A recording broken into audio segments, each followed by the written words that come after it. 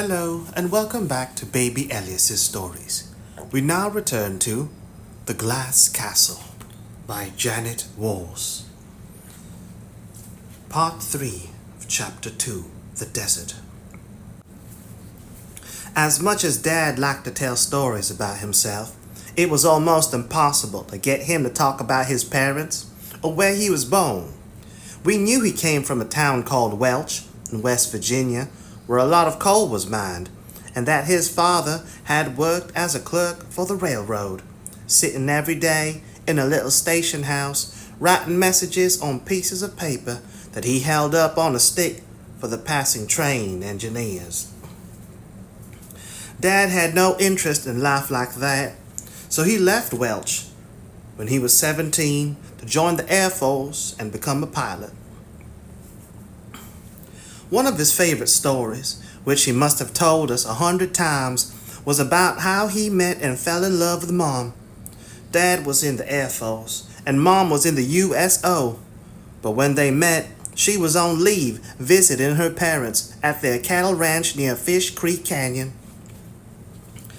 Dad and some of his Air Force buddies were on a cliff of the canyon, trying to work up the nerve to dive into the lake 40 feet below, when Mom and a friend drove up. Mom was wearing a white bathing suit that showed off her figure and her skin, which was dark from the Arizona sun. She had light brown hair that turned blonde in the summer, and she never wore any makeup except deep red lipstick.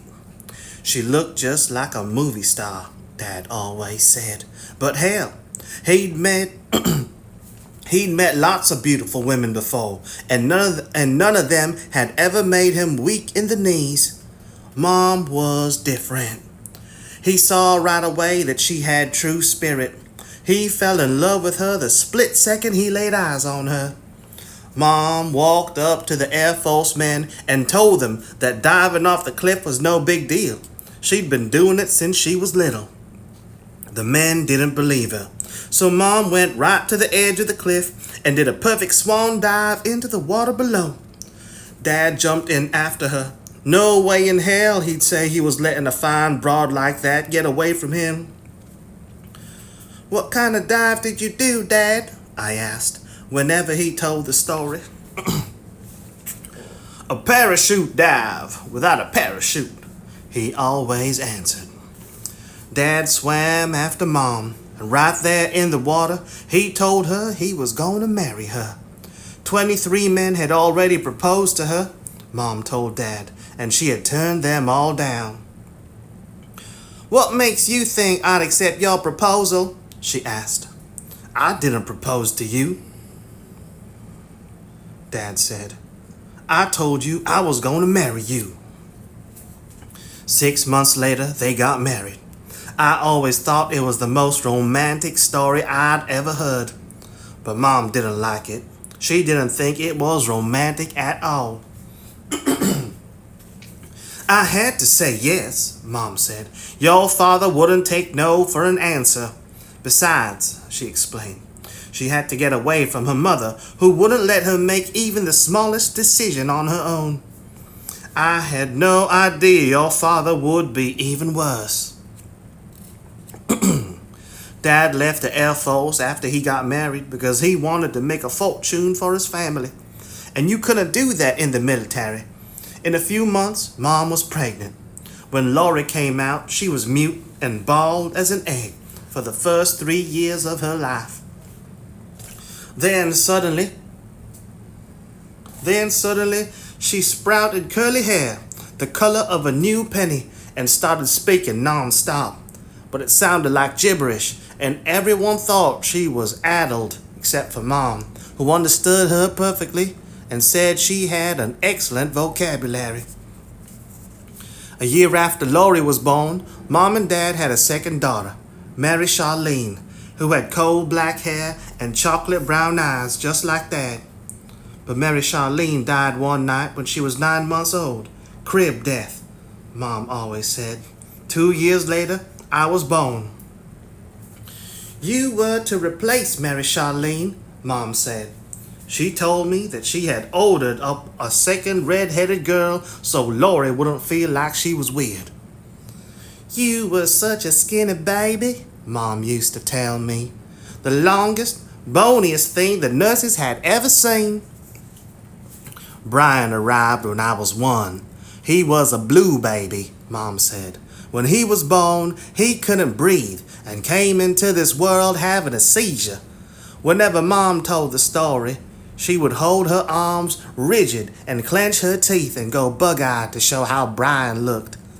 Mom said when she saw him like that, she thought, uh-oh, looks like this one's a goner too. But Brian lived. For the first year of his life, he kept having those seizures. Then one day they just stopped. He turned into a tough little guy who never whined or cried. Even the time I accidentally pushed him off the top bunk and he broke his nose. Mom always said people worry too much about their children.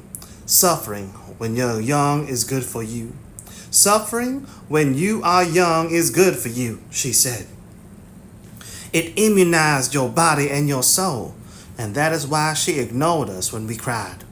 Fussing over children who cry only encourages them, she told us. That's positive reinforcement for negative behavior. Mom never seemed upset about Mary Charlene's death. God knows what he's doing. God knows what he's doing, she said. He gave me some perfect children, but he also gave me one that wasn't so perfect. So he said, oops, I better take this one back. Dad, however, wouldn't talk about Mary Charlene. If her name came up, his face grew stony, and he'd leave the room. He was the one who found her body in the crib, and Mom couldn't believe how much it shook him up. When he found her, he stood there like he was in shock or something, cradling her stiff little body in his arms, and then he screamed like a wounded animal, she told us. I never heard such a horrible sound. Mom said Dad was never the same after Mary Charlene died. He started having dark moods, staying out late and coming home drunk and losing jobs. One day soon after Brian was born, we were short on cash. So Dad pawned Mom's big diamond wedding ring, which her mother had paid for, and that upset Mom. After that, whenever Mom and Dad got in a fight, Mom brought up the ring, and Dad told her to quit her damn belly aching. He'd say he was going to get her a ring even fancier than the one he pawned. That was why we had to find gold, to get Mom a new wedding ring. That, and so we could build the glass castle. Do you like always moving around? Laurie asked me. Of course I do, I said. Don't you? Sure, she said. It was late afternoon, and we were parked outside of a bar in the Nevada desert. It was called the Bar None Bar. I was 4 and Laurie was 7. We were on our way to Las Vegas. Dad had decided it would be easier, as he put it, to accumulate the capital necessary to finance the prospector if he hit the casinos for a while. We'd been driving for hours when he saw the Bar None Bar, pulled over the green caboose. The blue caboose had died, and we now had another car, a station wagon Dad had named the Green Caboose, and announced that he was going inside for a quick nip. Mom put on some red lipstick and joined him, even though she didn't drink anything stronger than tea. They had been inside for hours. The sun hung high in the sky, and there was not the slightest hint of a breeze. Nothing moved except some buzzards on the side of the road, pecking over an unrecognizable carcass. Brian was reading a dog-eared comic book. How many places have we lived? I asked Laurie. That depends on what you mean by lived, she said. If you spend one night in some town, did you live there? What about 2 nights? Or a whole week? I thought. If you unpack all your things, I said. We counted 11 places we had lived. Then we lost track. We couldn't remember the names of some of the towns or what the houses we had lived in looked like. Mostly, I remember the inside of cars. What do you think would happen if we weren't always moving around? I asked. We'd get caught, Laurie said. When Mom and Dad came out of the none bar, they brought us each a long piece of beef jerky and a candy bar.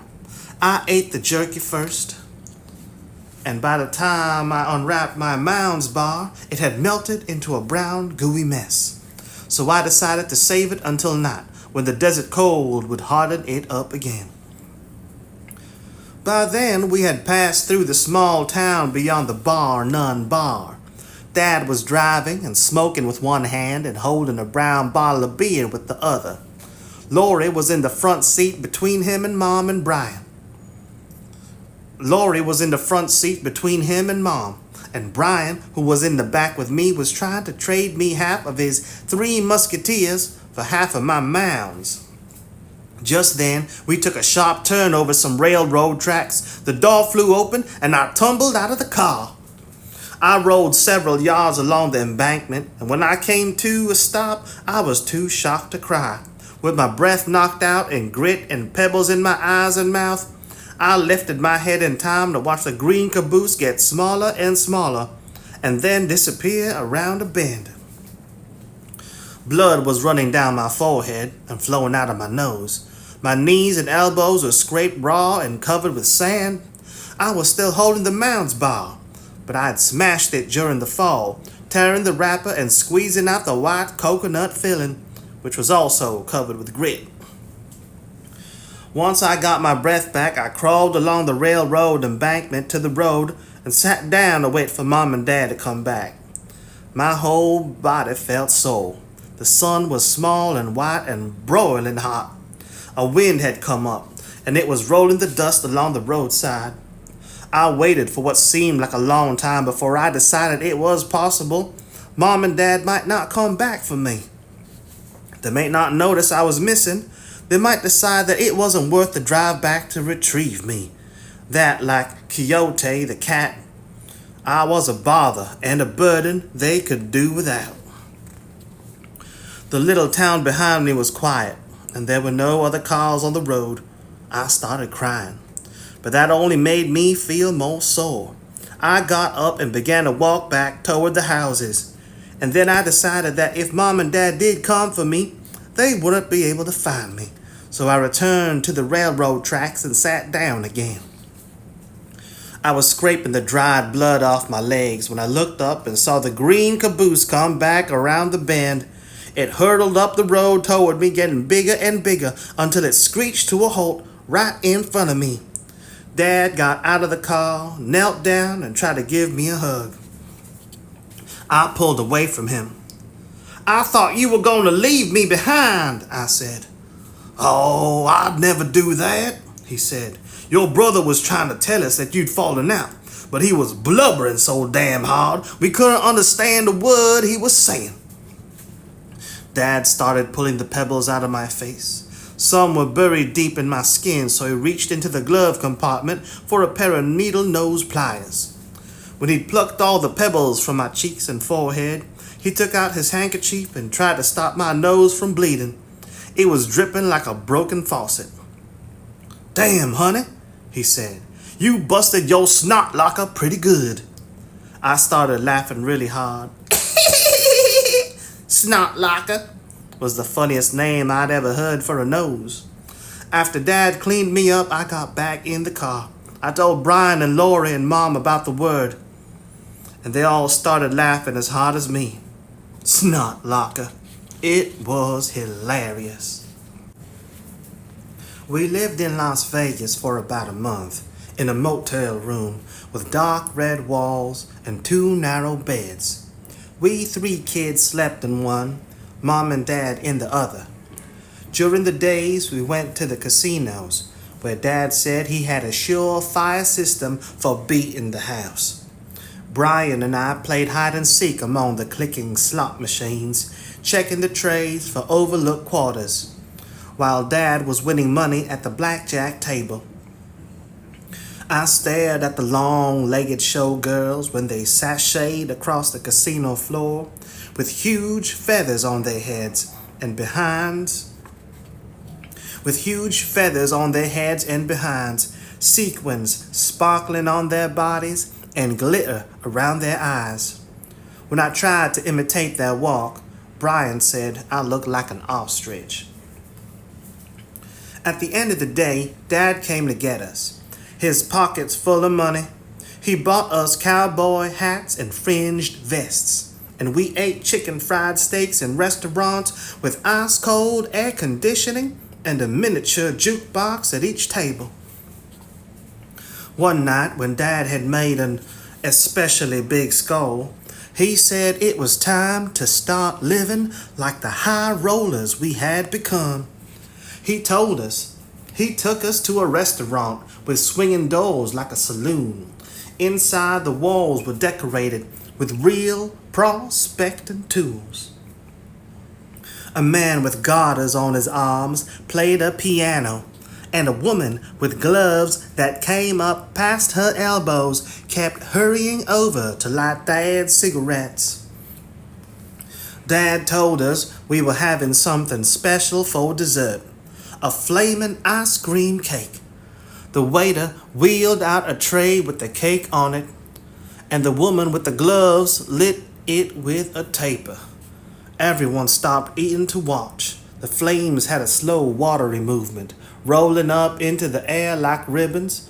Everyone started clapping, and Dad jumped up and raised the waiter's hand above his head as if he'd won first prize.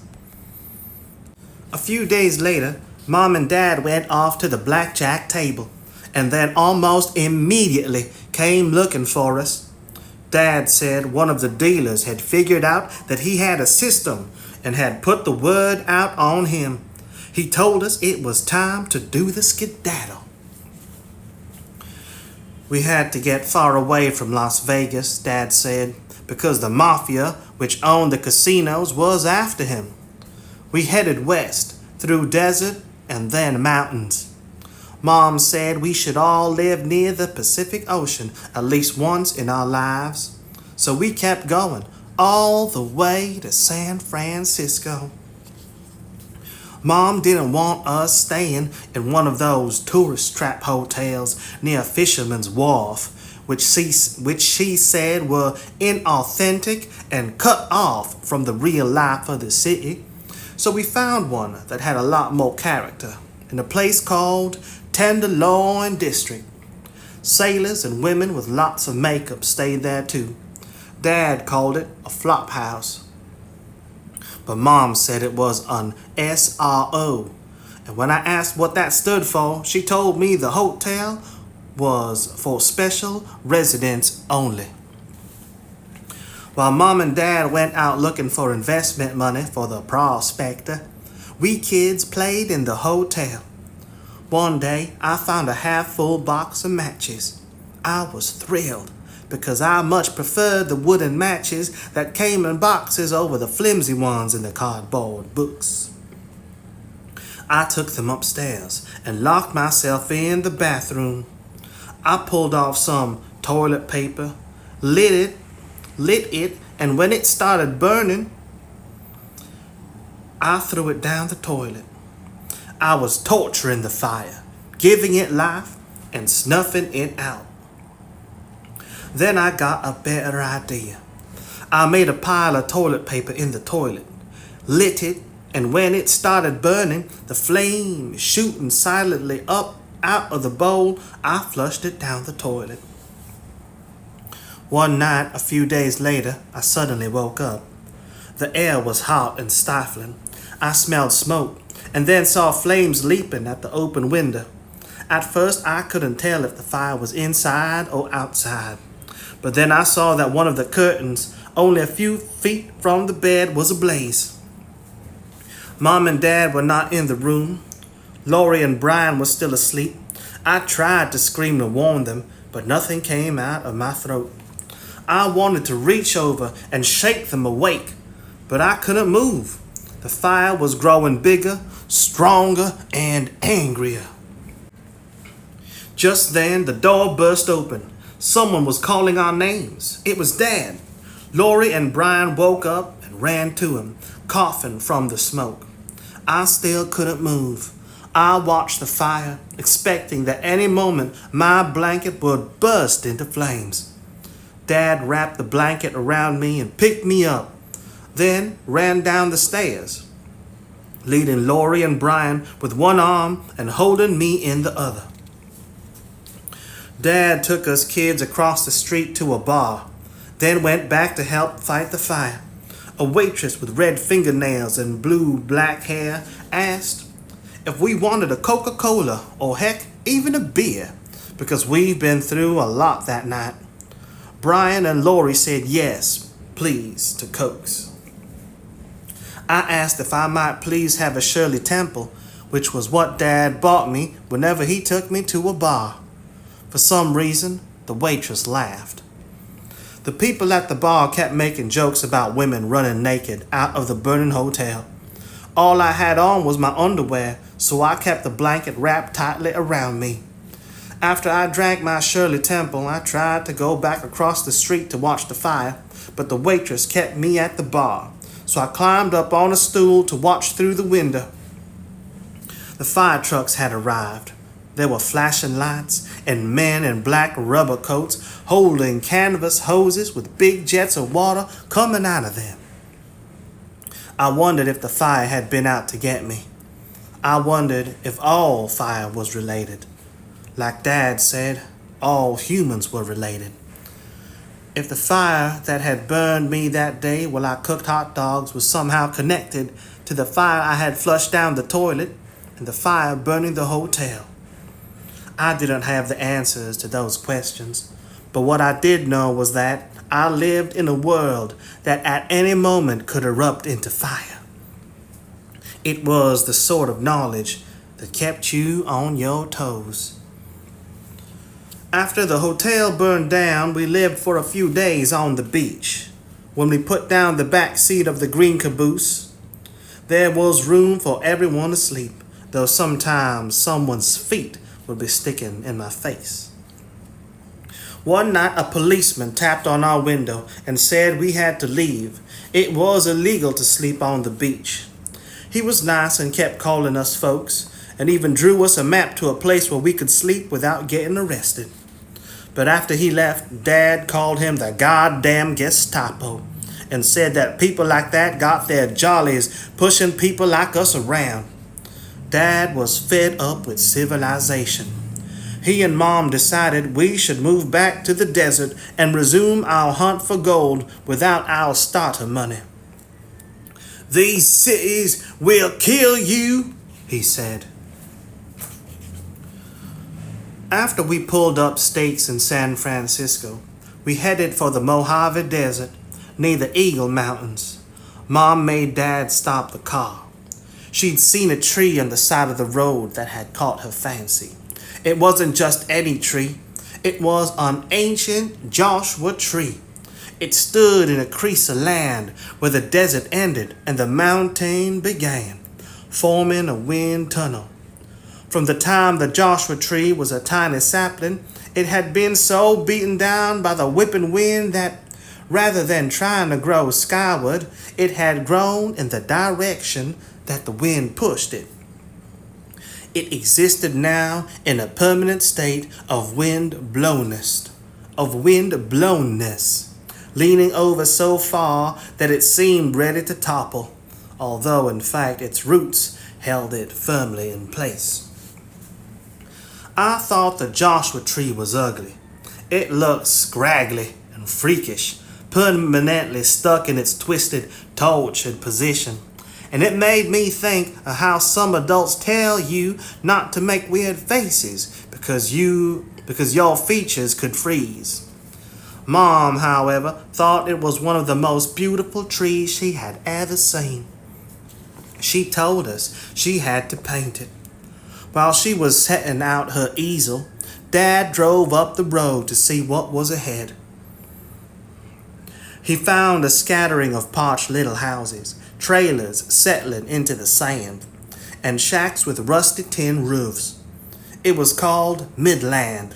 One of the little houses had a for rent sign. "What the hell?" Dad said.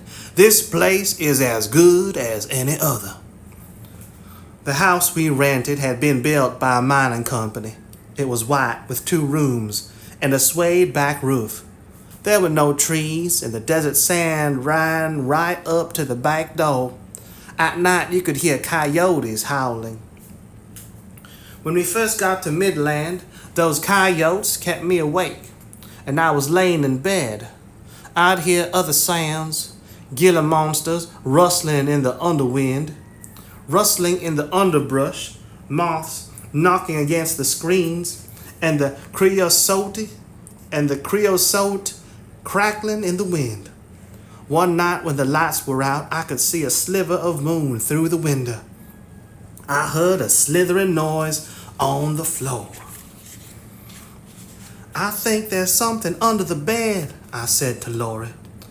"It's merely a figment of your overly active imagination," Lori said. She talked like a grown-up when she was annoyed. I tried to be brave, but I had heard something. In the moonlight, I thought I saw it move. "Something's there," I whispered. "Go to sleep," Lori said. Holding my pillow over my head for protection, I ran into the living room where Dad was reading. "What's up, mountain goat?" he asked. He called me that because I never fell down when we were climbing mountains. "Sure-footed as a mountain goat," he'd always say. "Nothing, probably," I said. "I just think maybe I saw something in the bedroom." Dad raised his eyebrows. "But it was probably just a figment of my overly active imagination." "Did you get a good look at it?" he asked. "Not really." "You must have seen it. Was it a big old hairy son of a bitch with the damnedest looking teeth and claws?" "That's it." "And did it have pointed ears and evil eyes with fire in them? And did it stare at you all wicked like?" he asked. Yes, you've seen it too." "Better believe I have. It's that old ornery bastard demon." Dad said he'd been chasing demon for years. By now, Dad said that old demon had figured out that it had better not mess with Rex Walls. But if that sneaky son of a gun thought it was going to terrorize Rex Walls' little girl, it had, by God, got another thing coming. "Go fetch my hunting knife," Dad said. I got Dad his knife with a carved bone handle and the blade of blue German steel. And he gave me a pipe wrench, and we went looking for demon. We looked under my bed where I had seen it, but it was gone. We looked all around the house, under the table, in the dark corners of the closets, in the toolbox, even outside in the trash cans. "Come here, you sorry-ass old demon," Dad called out in the desert night. "Come out and show your butt-ugly face, you yellow-bellied monster." "Yeah, come on, you old mean demon," I said, waving the pipe wrench in the air. "We're not scared of you." There was only the sound of the coyotes in the distance. "This is just like that chicken shit demon," Dad said. He sat down on the front step and lit a cigarette, then told me a story about the time demon was terrorizing an entire town. And Dad fought it off in hand-to-hand combat, biting its ears and sticking his fingers in its eyes. Old demon was terrified because that was the first time it had met anyone who wasn't afraid of it. "Damned old demon didn't know what to think," Dad said, shaking his head with a chuckle. That was the thing to remember about all monsters, Dad said. They love to frighten people, but the minute you stare them down, they turn tail and run. All you have to do, Mountain Goat, is show old demon that you're not afraid. Not much grew around Midland other than the Joshua tree, cacti, and the scrubby little creosote bushes that Dad said was some of the oldest plants on the planet. The great granddaddy creosote bushes were thousands of years old. When it rained, they left off a disgusting, musty smell, so animals wouldn't eat them. Only 4 inches of rain fell a year around. Only 4 inches of rain fell a year around Midland, about the same as in the northern Sahara. And water for humans came in on the train once a day in special containers. The only animals that could survive around Midland were lipless, scaly creatures such as Gila monsters and scorpions and people like us. A month after we moved to Midland, Juju got bitten by a rattlesnake and died. We buried him near the Joshua tree. It was practically the only time I ever saw Brian cry. But we had plenty of cats to keep us company. Too many, in fact. We had rescued lots of cats since we tossed Coyote out the window, and most of them had gone and had kittens, and it got to the point where we had to get rid of some of them. We didn't have many neighbors to give them to, so Dad put them in a burlap sack and drove to a pond made by the mining company to cool equipment. I watched him load the back of the car with bobbing and meowing bags. It doesn't seem right, I told Mom. We rescued them. Now we're going to kill them? We gave them a little extra time on the planet, Mom said. They should be grateful for that. Dad finally got a job in the gypsum mine, digging out the white rocks that were ground into powder used in drywall and plaster of Paris. When he came home, he'd been covered with white gypsum powder, and sometimes we'd play ghost and he'd chase us. He also brought back sacks of gypsum, and Mom mixed it with water to make Venus de Milo sculptures from a rubber cast she ordered through the mail. It grieved Mom that the mine was destroying so much white rock. She said it was real marble and deserved a better fate than that. And deserved a better fate in that by making her sculptures, she was at least immortalizing some of it. Mom was pregnant. Everybody hoped it would be a boy, so Brian would have someone to play with other than me. When it got time for Mom to give birth, Dad's plan for us was to move to Blythe, 20 miles south, which was such a big town it had 2 movie theaters and 2 state prisons. In the meantime, Mom devoted herself to her art. She spent all day working on oil paintings, watercolors, charcoal drawings, pen and ink sketches, clay and wire sculptures, silk screens, and wood blocks. She didn't have any particular style. Some of her paintings were what she called primitive. Some were impressionistic and abstract. Some were realistic. I don't want to be pigeonholed, she'd like to say. Mom was also a writer. She was always typing away on novels, short stories, plays, poetry, fables, and children's books, which she illustrated herself. Mom's writing was very creative. So was her spelling. She needed a proofreader, and when Lori was just 7 years old, she would go over Mom's manuscripts, checking for errors. While we were in Midland, Mom painted dozens of variations and studies of the Joshua tree. We'd go with her, and she'd give us art lessons.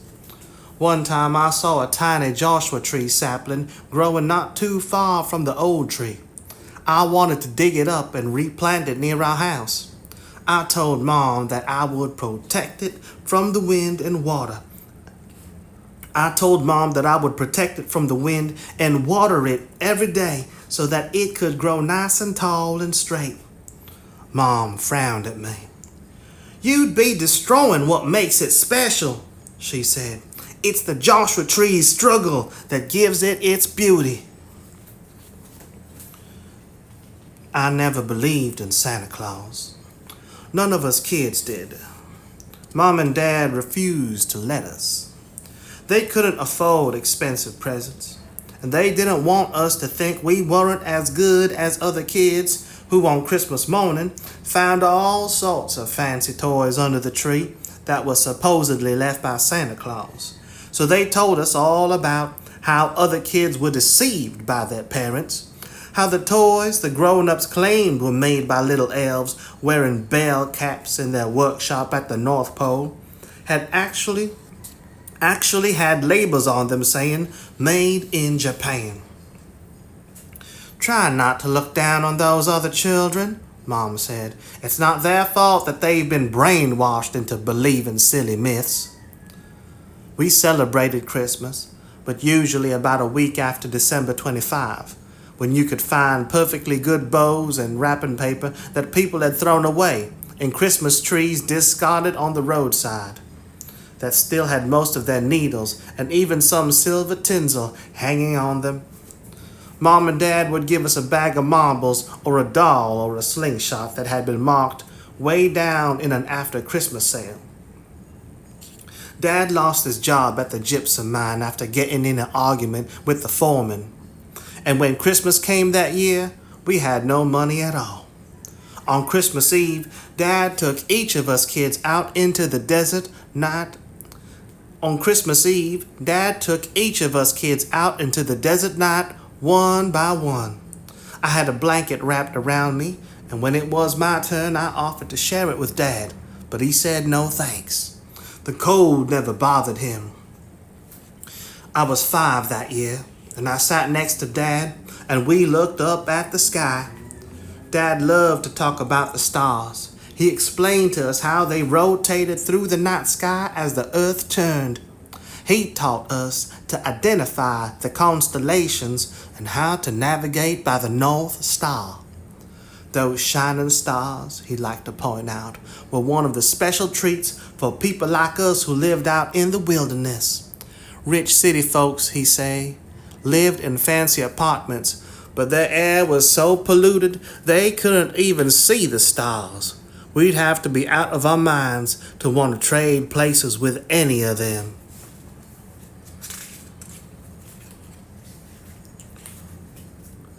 Pick out your favorite star, Dad said that night. He told me I could have it for keeps. He said it was my Christmas present. You can't give me a star, I said. No one owns the stars. That's right, Dad said. No one else owns them. You just have to claim it before anyone else does, like that dago fellow Columbus claimed America for Queen Isabel. Claiming a star as your own has every bit as much logic to it. I thought about it and realized Dad was right. He was always figuring out things like that. I could have any star I wanted, Dad said, except Beetlejuice and Riggo, because Lori and Brian had already laid claim to them. I looked up to the stars and tried to figure out which was the best one. You could see hundreds, maybe thousands, or even millions twinkling in the clear desert sky. The longer you looked and the more your eyes adjusted to the dark, the more stars you'd see, layer after layer of them gradually become invisible. There was one in particular in the west, above the mountains but low in the sky, that shone more brightly than all the rest. I want that one, I said. Dad grinned. That's Venus, he said. Venus was only a planet, he went on. Venus was only a planet, he went on, and pretty dinky compared to real stars. She looked bigger and brighter because she was much closer than the stars. Poor old Venus didn't even make her own light, Dad said. She shone only from reflected light. He explained to me that planets glowed because reflected light was constant, and stars twinkled because their light pulsed. I like it anyway, I said. I had admired Venus even before that Christmas. You could see it in the early evening glowing on the western horizon. And if you got up early, you could still see it in the morning after all the stars had disappeared. What the hell? Dad said. It's Christmas. You can have a planet if you want. And he gave me Venus. That evening over Christmas dinner, we all discussed outer space. Dad explained light years and the black holes and quasars and told us about the special qualities of Betelgeuse, Regal, and Venus. Betelgeuse was a red star in the shoulder of the constellation Orion. It was one of the largest stars you could see in the sky, hundreds of times bigger than the sun. It had burned brightly for millions of years and would soon become a supernova and burn out. I got upset that Laurie had chosen a clunker of a star, but Dad explained that soon meant hundreds of thousands of years when you were talking about stars. Regal was a blue star, smaller than Betelgeuse, Dad said, but even brighter. It was also in Orion. It was his left foot, which seemed appropriate because Brian was an extra fast runner. Venus didn't have any moons or satellites or even a magnetic field, but it did have an atmosphere sort of similar to Earth's, except it was super hot, about 500 degrees or more. So, Dad said, when the sun starts to burn out and Earth turns cold, everyone here might want to move to Venus to get warm. And they'll have to get permission from your descendants first. We laughed about all the kids who believed in the Santa myth and got nothing for Christmas but a bunch of cheap plastic toys. Years from now, when all the junk they got is broken and long forgotten, Dad said, you'll still have your stars.